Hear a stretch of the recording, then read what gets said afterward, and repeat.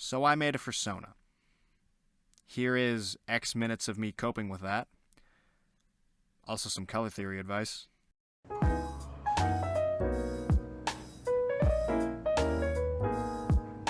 I went to my first furry convention a little while ago. It was real fun. Look, that's me! It was an interesting vibe, and seeing everybody's art was an absolute treat. This is usually where I'd play B-roll footage of the con, but I don't have that. I do have stickers though. Behold! To address the inflation in the room though, I am not a furry.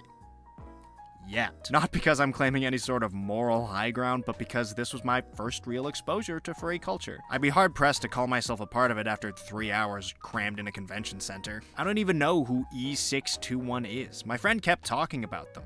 Somebody look it up. Let me know what you find. But the experience had me thinking, hey, those character designs are neat, I want to try. And of course, the natural next step was spending hours of my life making this piece and explaining the color theory I applied to no one while sitting in my closet.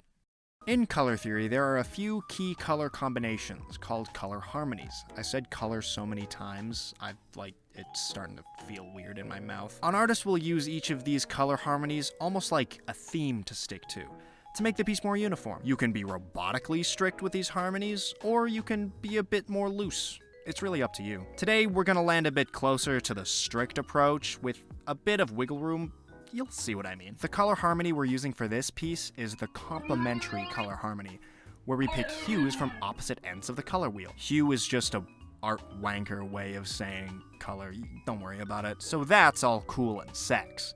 But how do we use it? I like to separate my hues colors into primary and supporting. The primary hue is the one with the most saturation. It's the one that catches your eye. I like to pick my primary color, place it down, and then not use it for 90% of the rest of the piece. Yeah, you're not gonna be using it too much. Think of it like a guitar solo in your favorite song, or a bass solo if you're into armpits. Oh. Yeah, the solo's probably the highlight of the song, but if it was repeated over and over again, it would make it substantially less cool.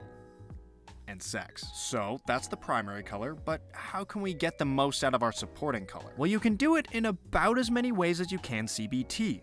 More than you think, less than I'd like. The fuck is cognitive behavioral therapy? What I like to do is lean into the contrasting nature of these hues. Kind of like a yin-yang approach, where the yellow is cool, where the yellow is warm, the purple is cool. Where the yellow is focused and scattered in the foreground, the yellow is Where the yellow is warm, the purple is cool. Where the yellow is bright, the purple is dark. Where the yellow is focused in the foreground, the purple is scattered in the background. You'll see what I mean in a sec. When the supporting color is completely opposite, you tend to feel the presence of the primary color that much more. Why, you ask? Dude, I don't know. You're watching this on the toilet. Why so many questions? If you are looking for reference of this stuff, I cannot recommend Q-Tori enough. I think I'm pronouncing that right. Their stuff is so punchy. They do a great job of leveraging contrast, especially light and dark. Just look at these things. They're delicious. I want to chew on them. There are a bazillion other things you could say about complementary colors, but I'm gonna leave it there for now. I'm still trying to figure out what YIF means. Oh, great googly moogly!